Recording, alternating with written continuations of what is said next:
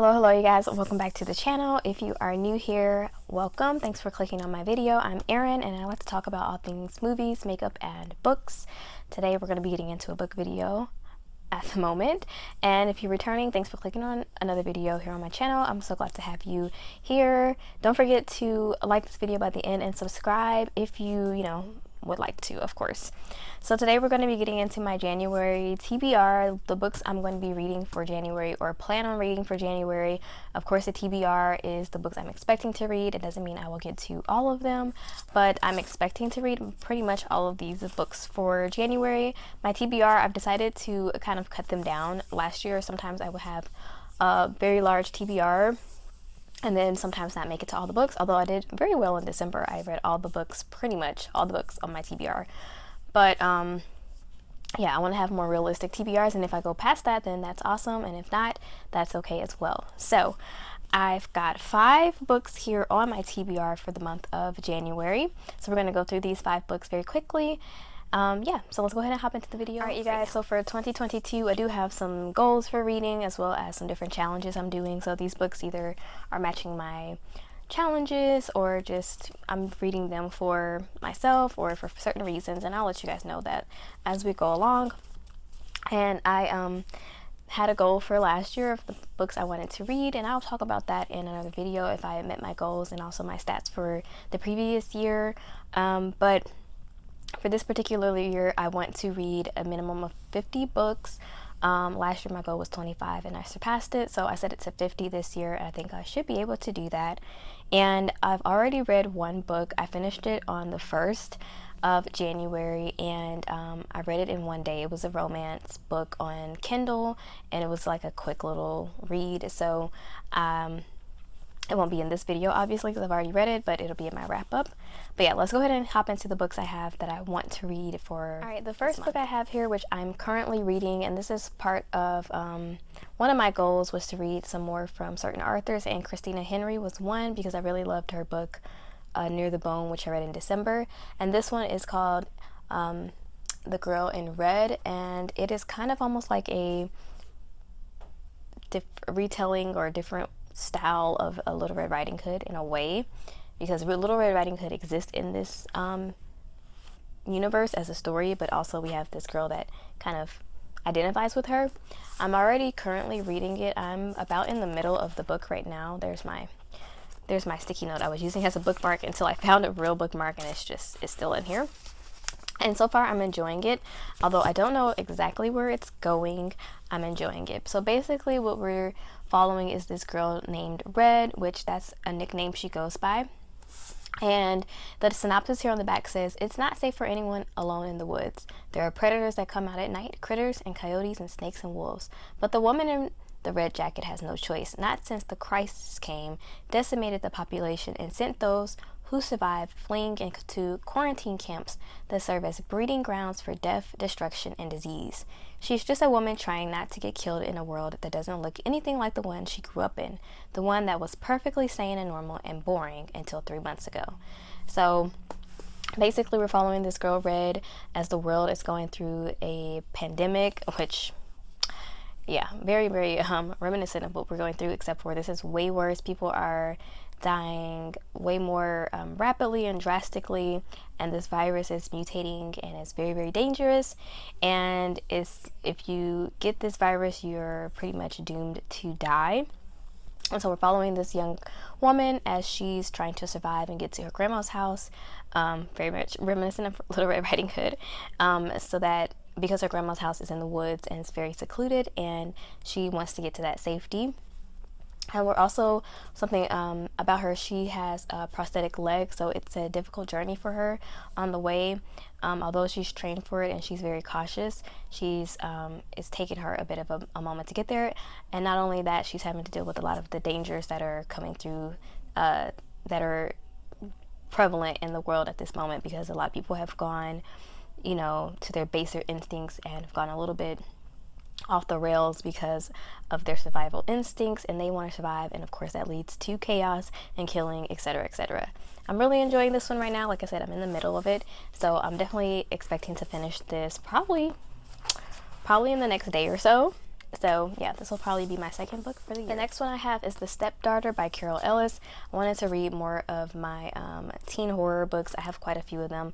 Most of them I've already read, but some of them I have not. I've purchased them, and a lot of these will still be rereads because I read them when I was younger as well.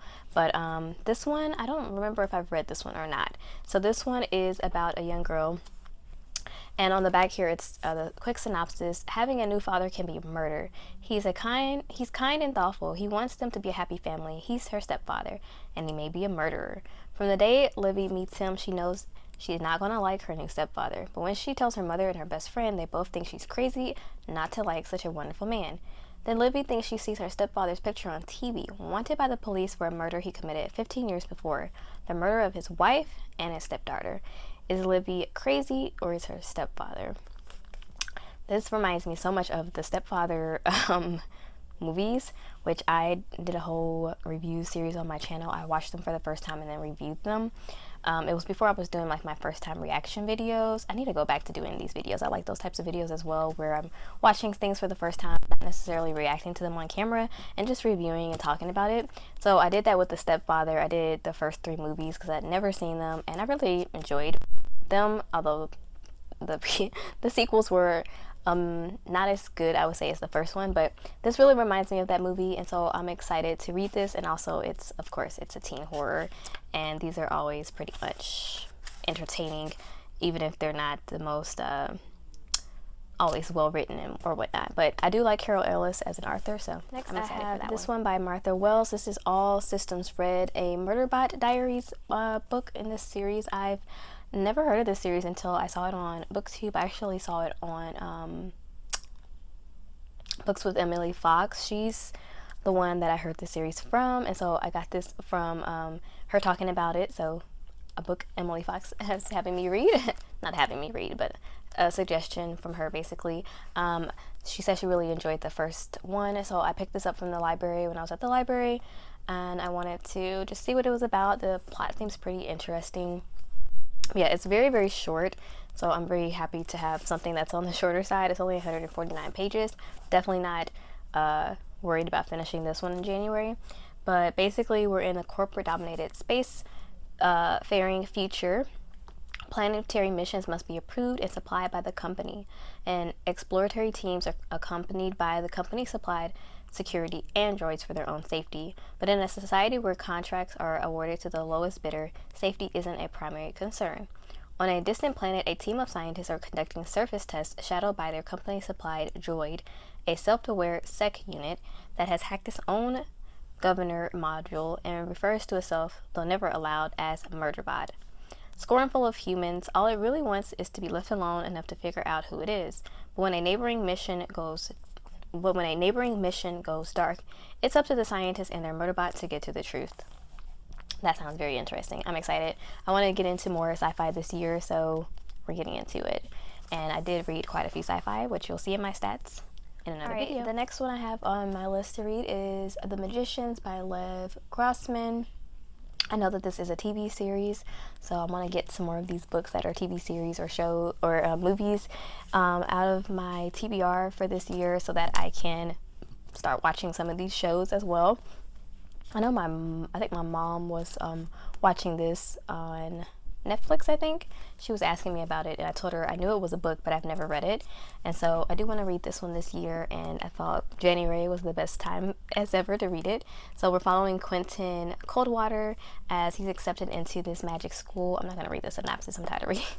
But basically, he's accepted into this magic school, which is beyond his wildest dreams, but he finds out some of his childhood fantasies are a little bit darker and more dangerous than he imagined. I know this one has like some connections to some of the mythical or the world of the Chronicles of Narnia, I think.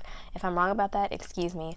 But I absolutely love the Chronicles of Narnia series, and so if there's some elements of that in here, then I'm all for it. So I'm excited for this one, and this is a fantasy one, so we got a good mixture here. I got some dystopian type of books, horror, sci-fi, fantasy, And let's look into the last book. Well, I guess I shouldn't say last book. I do have 2 books coming from Book of the Month.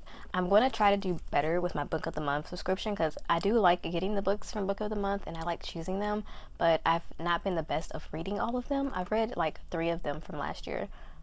So I need to do better on that. So I do have 2 books coming from Book of the Month. The one is my actual book I picked for this month called Black Cake. It's about 2 siblings. Their mother dies and they're kind of estranged, and she leaves them an inheritance, I believe, and they're trying to figure out this mystery of how they got this inheritance and just coming back together. And another one I got that I added on to my box was The Maid by Nita something. I'm sorry, I'll pop the books up. I forgot to write these down. But the other one was The Maid, and it's about a maid that's trying to solve a murder that happened in her hotel before it's pinned on her.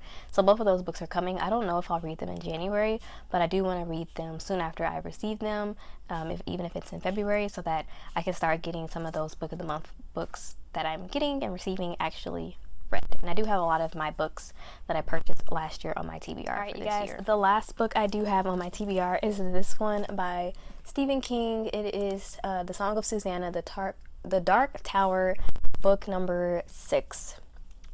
So I recently read the 5th book in December. It's actually sitting right here on my desk, The Wolves of Kala. I really enjoyed it.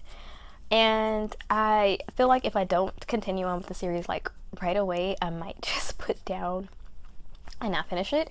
So I already had this one purchased quite a while ago from a thrift store. I purchased this from Books by the Pound, which actually went out of business by me. I'm so sad about that because that was one of my main sources of getting thrift books. Now I've been using thriftbooks.com or the Goodwill sometimes, but the Goodwill is hit or miss for getting books that I'm interested in. You know, could be anything. I mean, you know, they could get whatever. You might not like the books that are there, but Books by the Pound had so many different books and it was quite affordable. But it is what it is. I did buy this one before they went out of business, before COVID. So I've had this sitting on my shelf for since 2019 at least. And so you can see how long I've been reading this series. But yeah, I'm going to be getting into this one. I think this one is shorter than the 5th one. It looks bigger because it's like a hardcover and the pages are quite large, but it's only like 400 something pages, which I'm surprised about because I thought this one was going to be a little bit longer than the other one, but the 5th book was 900 pages. This is only 400, so I'm expecting this not to be too long. I also have the audiobook for this one as well, so that I can listen to parts of it as well. But yeah, I'm very excited about this. I'm excited to be almost finished with the Dark Tower series because there's only one more book after this. I know there's some shorter novella ones that are in between, but I might not read those. I might read them in between. I do like this series a lot. It's one of my favorite series I've read, probably of all time, honestly, if I think about it. But yeah, we'll get to those. But yeah, so this is my last one. So basically, we're following Roland and his quartet again. And at the end of the 5th book, you know what? I won't say that because that's a spoiler. I don't want to say too much about this one because I might be spoiling the 5th one or either other ones. But yeah, they're basically going to be trying to help Susanna in this one. I know that much. I'll say that. And what I like about this book that I got is that there's pictures throughout. I thought that was pretty cool. Like, so I don't know if that's in other editions or if it's just this one. I'm pretty sure it's probably just these ones, but I thought that was cool. Like, there's different pictures and illustrations throughout. So anyways, this will be my last book that I'm going to be reading for Alright, you guys, January. That's the end of the video. Hopefully I'll get through these 5 books. I figured having a smaller TBR and, you know, just not setting too much pressure on myself will be a lot better this year and probably will help me read even more, which again, I did pretty well with reading last year compared to 2020 where I read like maybe 2 or 3 books. But anyways, yeah, that's my TBR for this month, you guys. If you enjoyed the video, give it a thumbs up, subscribe to the channel down below, and yeah, keep coming back, you guys. I really enjoy having you. Leave me a comment down below what you're planning to read or if you have any reading goals for the year, and I will check you in the next video very, very soon. Stay safe. Adios.